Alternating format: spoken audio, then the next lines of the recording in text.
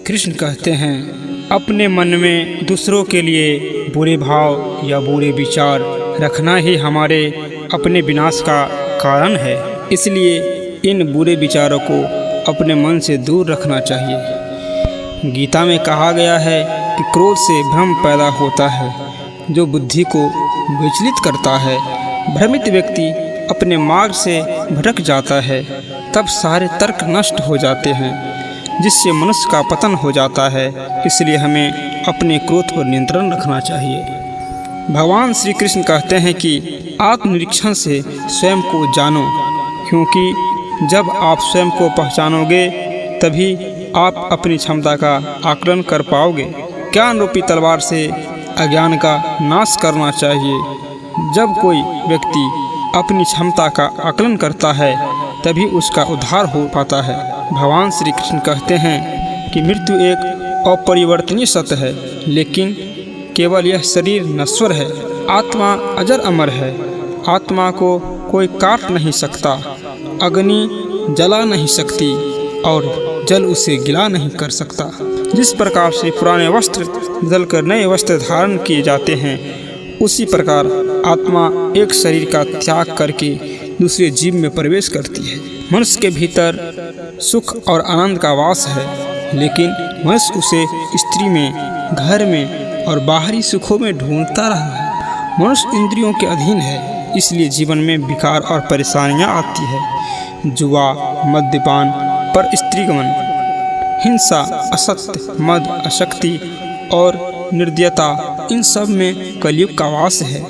इसलिए इसका दूसरा नाम घोर कलयुग है। क्यों व्यर्थ चिंता करते हो? किससे व्यर्थ डरते हो? कौन तुम्हें मार सकता है? आत्मा न पैदा होती है न मरती है। जो हुआ वह अच्छा हुआ, जो हो रहा है वह अच्छा हो रहा है, जो होगा वह भी अच्छा होगा। तुम भूत का पश्चाताप न करो, भविष्य की चिंता न करो, वर्तमान चल रहा है। तुम्हारा क्या गया जो तुम रोते हो? तुम क्या लाए थे जो तुमने खो दिया? तुमने क्या पैदा किया था जो नाश हो गया? न तुम कुछ लेकर आए, जो लिया यहीं से लिया, जो दिया यहीं पर दिया, जो लिया इसी भगवान से लिया, जो दिया इसी को दिया। खाली हाथ आए और खाली हाथ चले।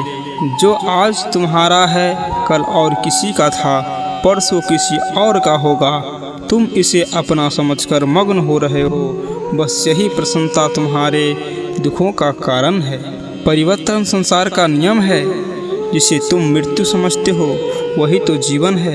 एक क्षण में तुम करोड़ों के स्वामी बन जाते हो, दूसरे ही क्षण में तुम दरिद्र हो जाते हो। मेरा तेरा छोटा बड़ा अपना पराया मन से मिटा दो, फिर सब तुम्हारा है, तुम सबके हो। न यह शरीर तुम्हारा है न तुम शरीर के हो। यह अग्नि, जल, वायु, पृथ्वी, आकाश से बना है और इसी में मिल जाएगा, परंतु आत्मा स्थिर है। फिर तुम क्या हो? तुम अपने आप को भगवान को अर्पित करो। यही सबसे उत्तम सहारा है। जो इसके सहारे को जानता है वह भय, चिंता व शौक से सर्वदा मुक्त है। जो कुछ भी तुम करता है उसे भगवान को अर्पण करता चल। ऐसा करने से सदा जीवन मुक्त का आनंद अनुभव करेगा। इसी तरह ज्ञानवत गीता ज्ञान सुनने के लिए हमारे चैनल को सब्सक्राइब करें और बेल आइकन घंटी को दबाएं। धन्यवाद।